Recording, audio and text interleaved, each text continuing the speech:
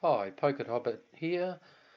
Thought it would be interesting to give you a bit of a life story, some context around my background and how I ended up involved in the online poker app industry and how I ended up relocating my life essentially from Australia to the Philippines.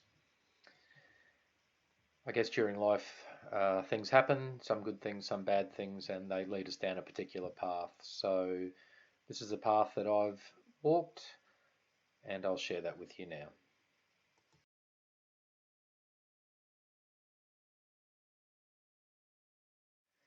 As a young fella, pretty normal, pretty standard. My first love was my refurbished VW Beetle. I used to go surfing quite a lot with my friends, and we would look forward to getting away on the weekends after school, uni, and work. I did a coming of age trip through Europe for about 5 months backpacking with some friends. This is a picture of us drinking. First time I'd ever drunk Jägermeister on a beach in Corfu. Beach fire, swimming, lots of drinks and good fun. And that was 1990, and I'm still in contact with a few of those people, and it's been a fantastic friendship. Too cool for school. Um, Graduated high school, and as customary in Australia, we call it Schoolies Week, similar to a spring break in the US, I guess. We all go to the Gold Coast after we graduate for 7 days, and basically all get drunk, party, and have fun, and try and meet some ladies. So that was a fantastic week, and still in contact with those guys in the picture, Darren Goof Powell and BC Cooper. Good guys, and that was a lot of fun.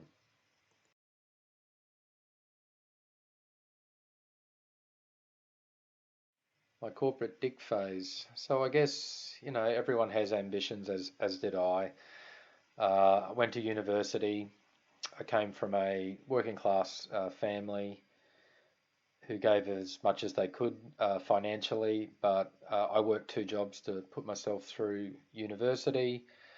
I graduated and got accepted on a fast track program with one of the big Australian banks, which led to a successful 16-year career in corporate finance. The bank also funded an MBA for me along the way, which was five years of study at night after work, which was tough, but beneficial, and I was certainly glad that I did it. Um, Corporate career was going well. Was married to my high school sweetheart, and some things started to go wrong on the work front and in the marriage. Marriage broke down. I had a bit of I guess, a nervous breakdown. I left my job after a 6 month court case on a contract breach, which I won, but it had killed my career with that institution, and I certainly lost the passion for what I was doing, and I was 41 at the time. So where did that leave me? I had a few things to think about, for sure.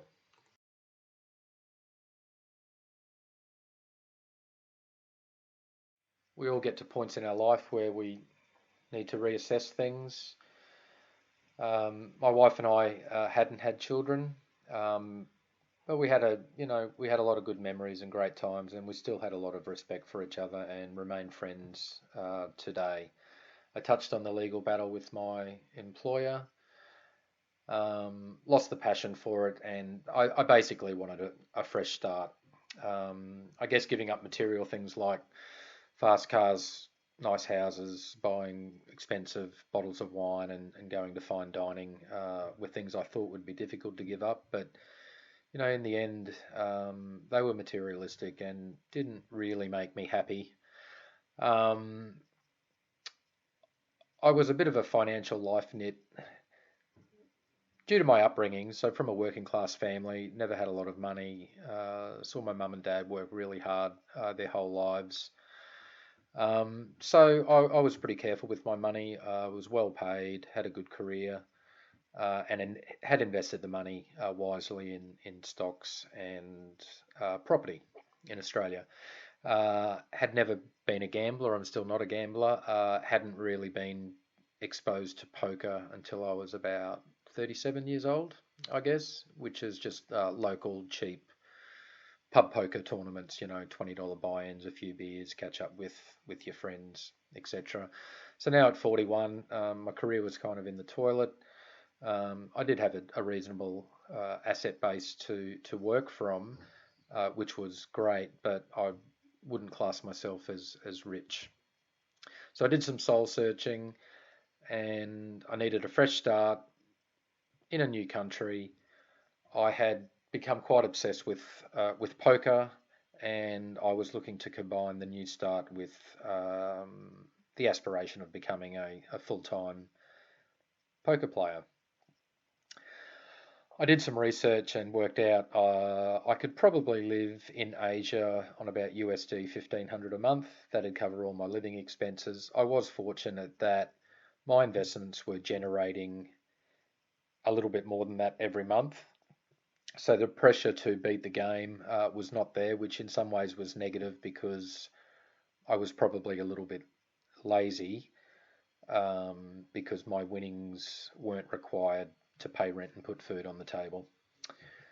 And I think that actually worked against me from a poker skill point of view.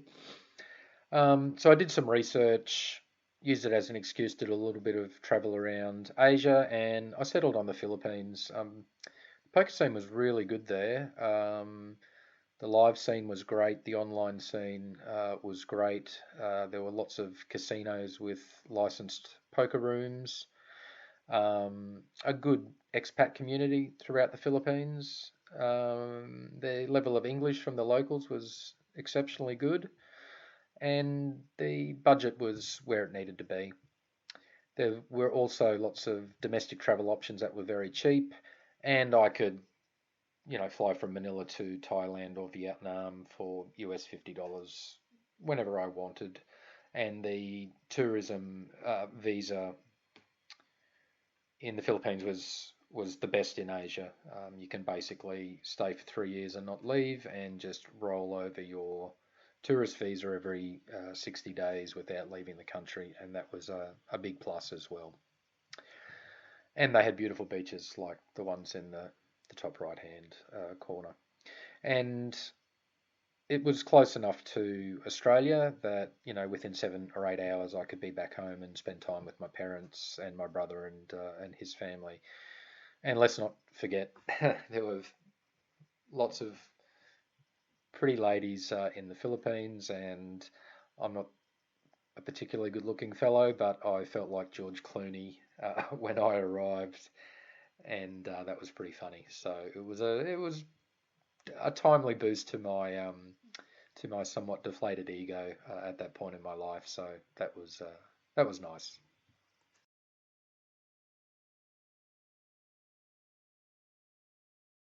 So there is a saying, it's more fun in the Philippines. It definitely can be a lot of fun, and there's poker as well. So this is just a little bit of a collage, I guess, of some of the things I got up to, some of the rooms that I played. You can see here, I was grinding small stakes MTTs on PokerStars for a year or so. Got Ended up getting ranked. I think my highest point was fourth in the Philippines for ITM caches on PokerStars. I managed to win a Asian Poker Tour event in Manila, and the same week final tabled the main event. So that was a great week, and I was a regular at the cash game scene around Manila in US dollar terms, anything from $1, $2 up to $3 and $6, with mainly no limit hold'em at that point. Met a great girl, lived together for quite a few years. Unfortunately, uh, we didn't stay together, but again, still friends, and she's now married with a couple of babies and having a great life. So that's good. We used to have a lot of fun together. You can see here did a bit of surfing, and we used to travel domestically quite a bit, and I had a great time. It was some good memories, and yeah, just a lovely, lovely woman.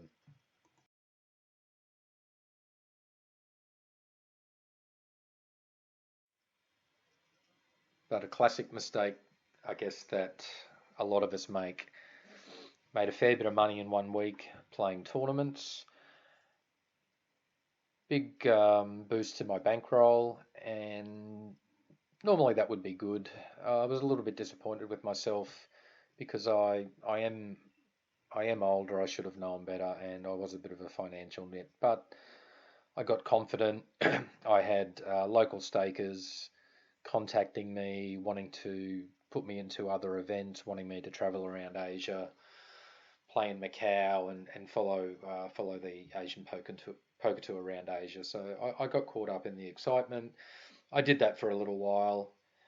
Um, the biggest mistake I made was not understanding the cost of being a touring tournament player, accommodation, food, the buy-ins and the variants. I learnt that pretty quickly. Um, and I started playing cash games that were too big for my bankroll. I keep my bankroll and my life roll very separate. And I was in a field that, I was certainly more than competent, but at those levels, and you're talking sort of up to $5, $10 US blinds, I was out of my depth skill wise, was probably playing a bit of scared money, and some of the very good players based in the Philippines certainly picked up on that and put the pressure on. And as a result, I dusted most of my winnings in the first few months. Confidence was shattered, and it was another moment in my life where I had to sit back and reassess. Why was I playing? Why did I feel the need to play big games? Was it an ego stroking exercise? Like, what was poker for me? And it was a very good opportunity to do some soul searching. And I think, to my credit, I had the self awareness to know that I'd made a mistake, and if I kept walking down that path, I would burn through quite a lot of cash. And the choice I'd made to move to the Philippines was more of a lifestyle choice than anything else, and I was now putting that firmly at risk, and that's not the right thing to do. So another reflection point, I guess, in my journey.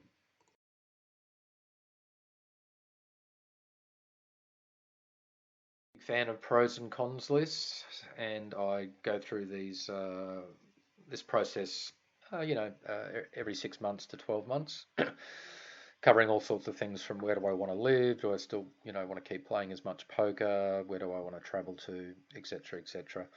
So the pros were, I enjoyed poker. I was a slight winning player, to be honest, probably more break even. I really like living in the Philippines for the reasons I've already covered. And the one thing that I had to keep remembering, and this is certainly an advantage given that I started playing poker later in life, I didn't need to beat the game to live a decent lifestyle. My life roll was well invested, and my bankroll for poker was very, very separate and not limitless. It had a limit, and I needed to play within that. I had developed a really good poker network and a great network of friends from playing poker in Australia and Asia, and that was something that I didn't, want to give up on either. So those were the pros, and they were fairly compelling. The cons, I felt like a failure. I was successful at corporate finance. I wasn't I wasn't used to, I guess, failing. But to be fair, my work ethic around study in poker was not where it needed to be, and probably I realised that I wouldn't be able, I just wasn't prepared to commit to the level of study required to become a player with a significant edge in the game. Wasn't really loving Manila. It was very busy. Travel times to venues, were just insane. I mean, some days I would spend 2 hours traveling from my home to the casino to get there, play a 10, 12-hour session, travel back home for another 1 or 2 hours, get some sleep and do it all again. And in the end, it's not a particularly good lifestyle. So there was that. I'd become a bit of a night creature, as most poker players are. Poor sleeping patterns, bad diet, and just had no balance. It was pretty much just poker and commuting, and that's not, when I reflect, that's not why I went to the Philippines. So I needed to make some changes.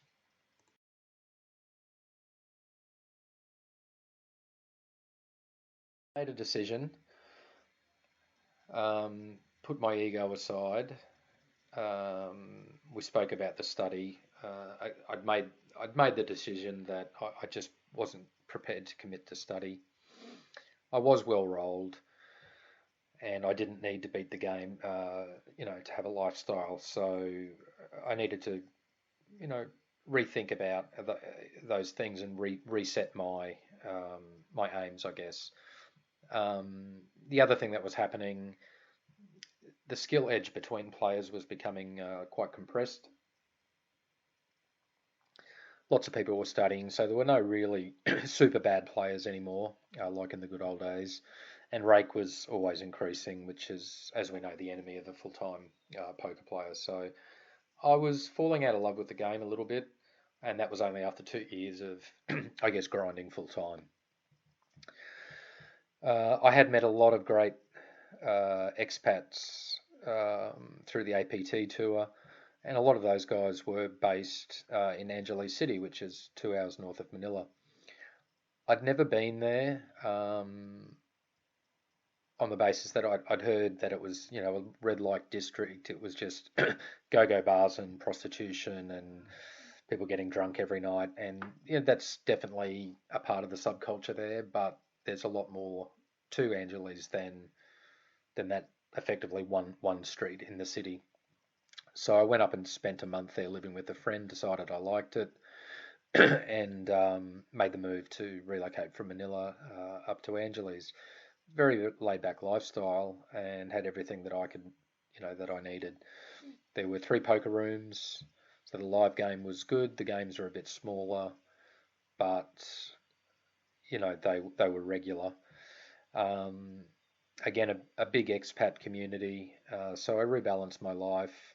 A bit of poker, some golf, got back into online poker a little bit, swimming, catching up with friends, and got a little 125cc scooter so I could get around town. But to be honest, most of the places you can walk to from my condo, and the international airport at Clark was only a 10-minute drive away, and you know, I could get back to Australia from there. I didn't have to go to Manila to fly, and it saved a lot of time. So effectively, I could be in Cebu in an hour for $25 and sitting on a beach pretty much anywhere in the Philippines. So for me, that was heaven, and I relocated. There's some of the pretty girls. The main poker room I play at, beautiful pool bar up at ABC Hotel. Shout out to the guys there. I go up there, once a week on a Sunday afternoon, have a swim, a few beers, relax and listen to some live music. Sun Valley Golf Course, beautiful golf course, and some of the local cuisine there. Specialists in roast pork, very very beautiful, but not good for the waistline. And my preferred local beer, Red Horse, comes in at 6.5%, which packs a punch for beer.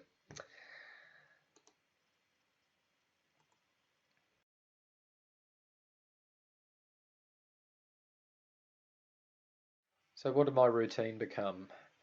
My routine became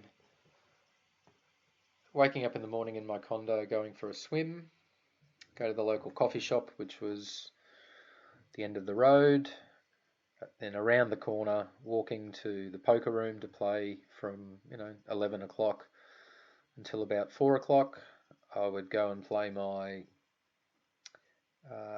8-ball pool league in the afternoons, go to the pub, meet some expat friends and some local friends, have a beer, maybe go back and play poker for a little while if there was some decent action, have a feed, and then go home. One thing in the Philippines is there's a lot of rolling brownouts where you lose electricity for 2 or 3 hours every few days. So I've got my candles set up, and sometimes you go home and just have to sit by the candlelight, but it's not so bad, and we've got a generator now, so the lights never go out.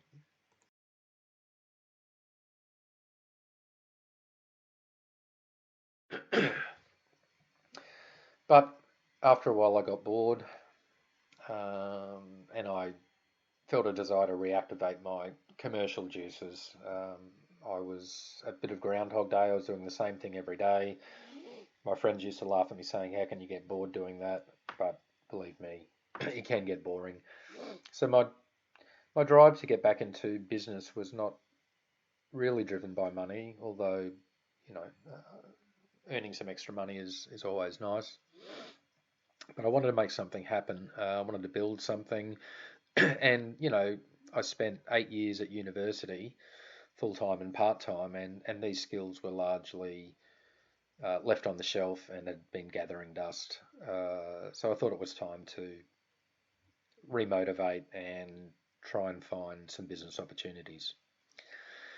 So with that skill base from a corporate finance background and through my poker network, and then learning and understanding about some of the app-based poker that was coming in to fill gaps in the market left by PokerStars and Full Tilt, it dawned on me that there was an opportunity to combine those two and perhaps get involved in some business. So the checklist for the toolkit that I had, I certainly was strong on financial and operational skills. I had a poker network after 10 years of playing cash games and tournaments around Australia, the US, New Zealand, Macau, and the Philippines. A lot of people I'd met during that time, we'd had staking arrangements, so they'd invested in me. They'd got some returns, but effectively a great deal of trust and mutual respect had been built up, and there was a way that could be leveraged. And then a friend came onto the scene called the Fixer, and it brought my thought process to a head, and we decided to get involved in some business.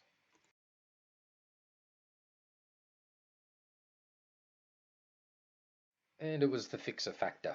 So I met him on a trip to Melbourne a few years ago. I was taking a break from the Philippines, and I went back home to spend some time with mum and dad, and to go to Melbourne and spend some time with my brother and his wife. I think subconsciously, Grinding Crown Casino was in the back of my mind as well. Biggest casino in the Southern Hemisphere, hosts the Aussie Millions every year, and has 40 to 50 cash tables running every day of the week. So the action was very good. So that was a nice side benefit. Um, Fixer was running a few underground games. I did some work as a table starter, helped him run the books, and pretty much our relationship grew from there. Soon after that, he took a role with PP Poker and was running the sales team for Europe. He's a very good networker and had made plenty of contacts in Europe and Australia. And at the time that he left PP, he and I got involved in the online poker app industry, with PP being the platform we chose to work with. And we complemented each other in many ways. He was a sales guy on the run, and I was a detailed sort of risk management operational side that could account manage as well. So it created a good framework for a team. So several years later, we're still back at it. He's left the operational side, and he's now running the sales division for PP throughout Asia. And it's a vibrant, it's a challenging industry, but I love it, and I particularly love looking after agents and players, and I still enjoy playing, and the playing experience is very good. Is very good on the app. So where are we now?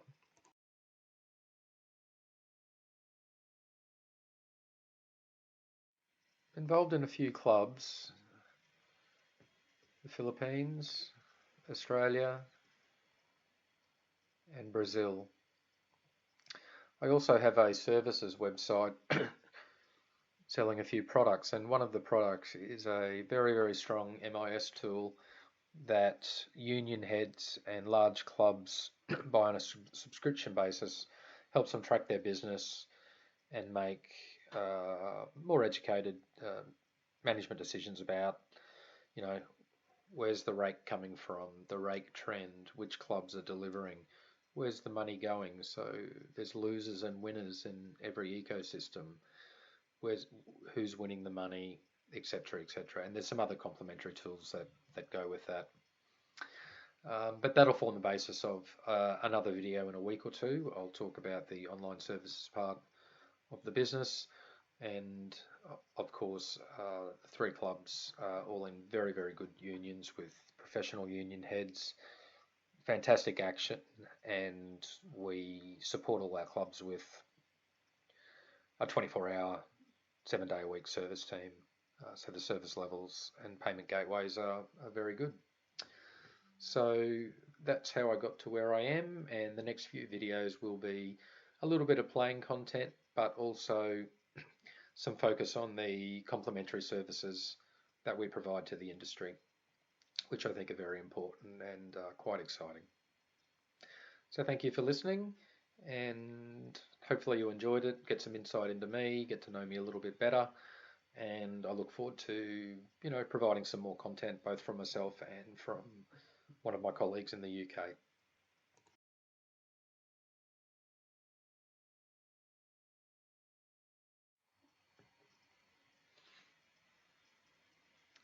And that is my new moniker to close off on. I'm a Nick Cave fan and I'm an Iggy Pop fan, so I think that's a nice combination. And he's got hobbit ears, so it's all good. Okay, we'll chat soon. Thank you. Take care. Bye.